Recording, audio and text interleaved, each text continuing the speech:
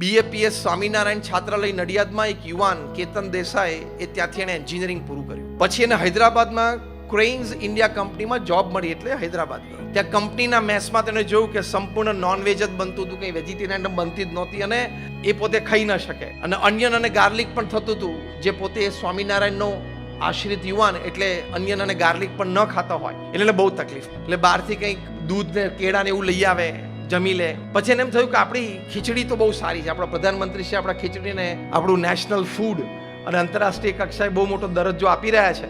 એટલે એમણે સંતો પાસેથી સ્વામિનારાયણ ખીચડી બરોબર છે, એટલે ખીચડીની અંદર બધા શાકભાજી પણ હોય એ શીખ્યો અને બનાવવાનું ચાલુ કર્યું. એના સાથી કર્મચારીઓને જે એકદમ નિયર ટેબલ્સ એટલે વેરી નેક્સ્ટ કલીગ હતા વર્કિંગ, એ બધાને કીધું ચલો આપણે ખીચડી. એ બધાને ખીચડી ખાઈને બહુ આનંદ આવ્યો, ખીચડીની કઢી અથવા ખીચડીને દહીં અથવા ખીચડીને અથાણું ખાઈને બહુ આનંદ આવ્યો. એટલે બધાને થયું કે આપણે કુકને શીખવાડી દઈએ, આપણને 2-3 દિવસ એકવાર બનાવે. એટલે ત્યાં શેફ જે હતા કંપનીના એને શીખવાડ્યું મેસમાં કે આવી ખીચડી બને. હું તો બનાવી આપું, મને ક્યાં વાંધો. તે બનાવવાની શરૂઆત કરીને પ્રેરણા આપી એ આપણો યુવક કેતન દેસાઈ.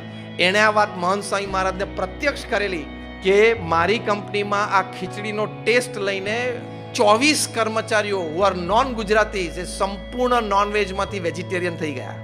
એટલે નાના મોટા સમાજમાં સકારાત્મક પરિવર્તન માટે તમારે ક્યાં મોટા વ્યક્તિ હોય તો જ થઈ શકે, તમારી પાસે બહુ મોટું ફંડ હોય ને તમે મોટી સંસ્થા ચલાવો તો જ થઈ શકે એવું માનવાનું નહીં.